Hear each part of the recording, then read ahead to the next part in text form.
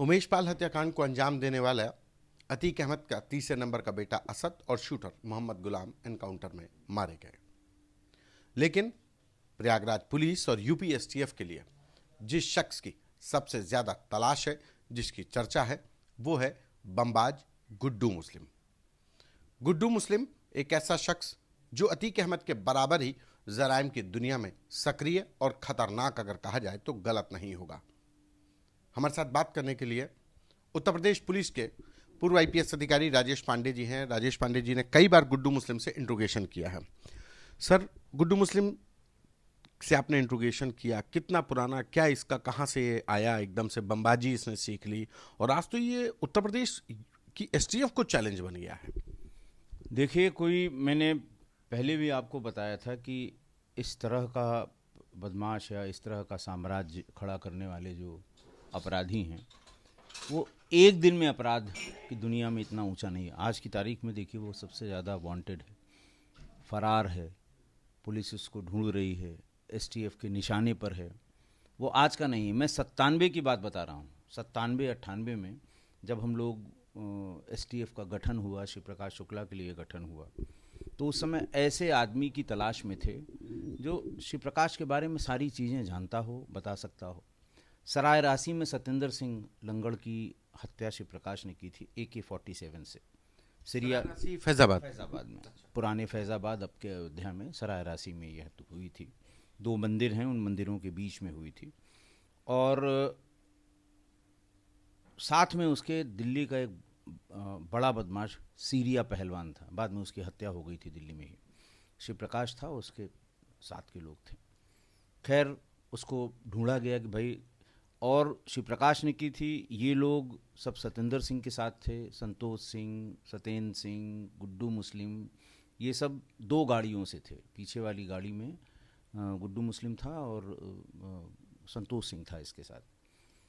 तो खैर, इसे लाया गया, गिरफ्तार। छोटे मोटे मुकदमे में उस समय वांटेड था। अपराध तो इसने बहुत किए थे, लेकिन बहुत ज़्यादा मुकदमों में वांटेड नहीं था। दफ़ा 25 के एक मुकदमे में प्रयागराज से बताया गया कि वांटेड है, लाया गया। उसने जब उसका जब आपराधिक इतिहास देखा जाने लगा, तो आप समझिए 16 साल की उम्र से उसने शुरू किया था। इसने जो पहला मर्डर बताया था उस समय, वो 1993 का है। 1993? उस समय पे इसकी उम्र कितनी थी? लगभग होगी 15-16 साल, इससे ज़्यादा नहीं रही होगी। एक सलीम जो महेबा इलाहाबाद का रहने वाला था, और उसके रिश्तेदार पप्पू को भड़रा गांव के पास इन लोगों ने नैनी में भड़रा गांव है, उसके पास 93 में गोलियों और बमों से उन दोनों को मार डाला था। दूसरे लोगों का नाम आया, इसका नाम नहीं आया। फिर 94 में इसने गंजिया के रहने वाले पप्पू को भड़रा के पास ही 315 बोर के कट्टे से मार के और लाश को कुएं में डाल दिया था। और उस समय जब हम लोग ले आए थे, तब उस समय उसका पता चकिया का नहीं होता था।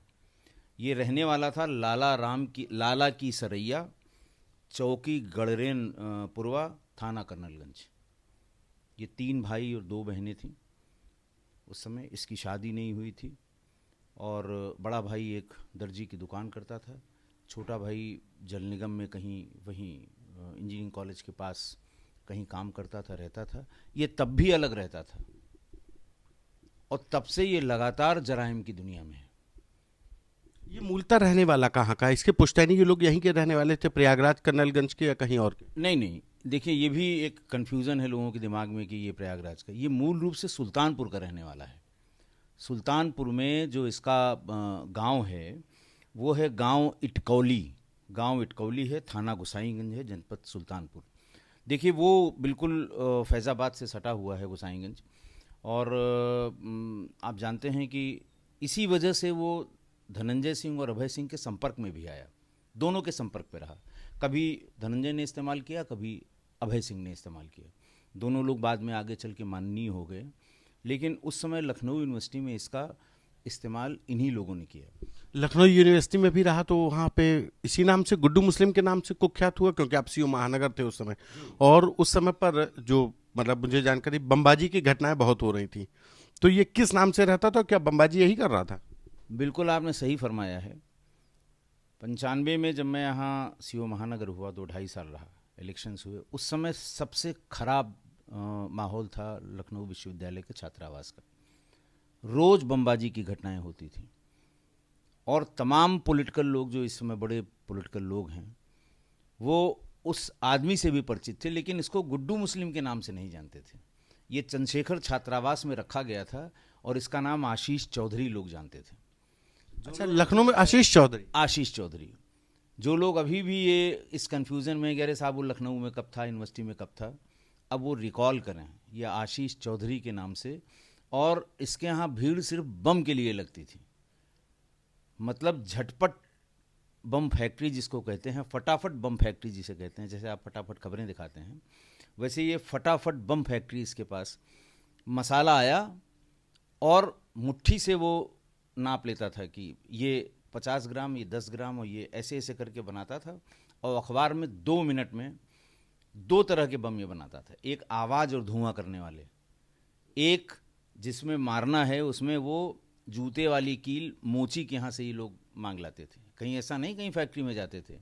जूते वाली कील जो बहुत काले रंग की होती है, एक तरफ बहुत तीखी होती है, वो उसी मसाले में जूते वाली कील भर दी और उसको फट से सुतली से बांधा।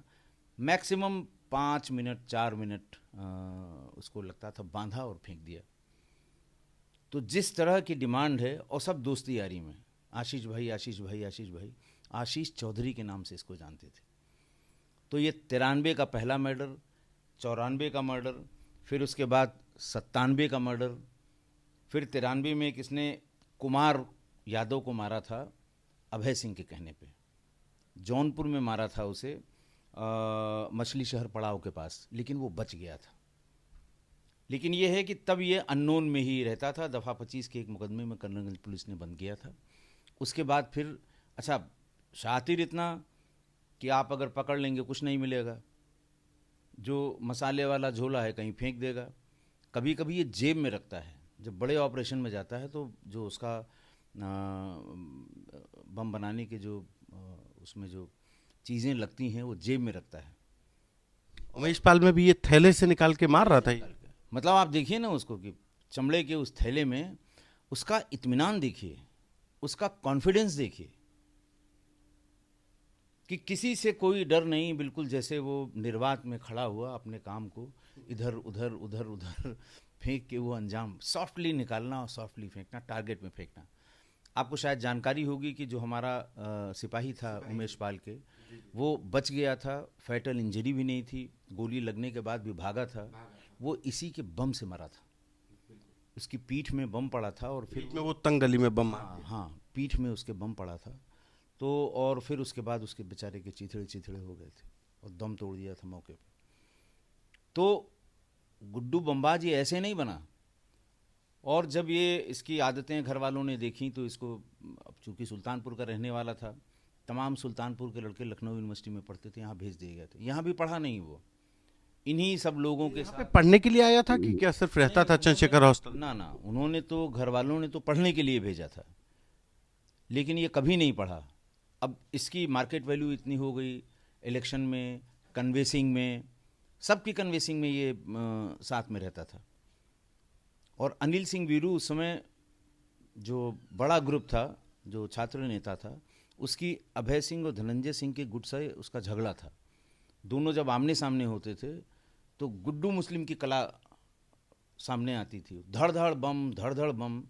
95, 96, 97 या उस पीरियड में जो लोग भी यूनिवर्सिटी के पढ़े होंगे, लखनऊ यूनिवर्सिटी को, कि उनको ध्यान होगा कि कोई दिन नहीं होता था जो किसी न किसी हॉस्टल के गेट पर बम नहीं फेंके जाते हों।